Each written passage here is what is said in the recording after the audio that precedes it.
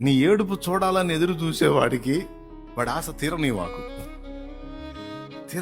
తీరని ఆశగా వాడు ఏడుస్తానే ఉండాలి. ఏడుపు వాడిది, నీది కాదు. నిన్ను చూసి ఏడ్చేవాడిది, ఏడుపు నీది కాదు. దుఃఖము నీకు ఎదురైనా సరే నువ్వు ఏడవద్దు. చెరగని చిరునవ్వుతూ సాగిపోతానే ఉండును. ఇలాంటి పరిస్థితి వచ్చినా ఈడు ఏడవడైందిరా, ఈడు ఏడితే చూద్దామని ఉండరా నాకు అంటారు ఒకడు.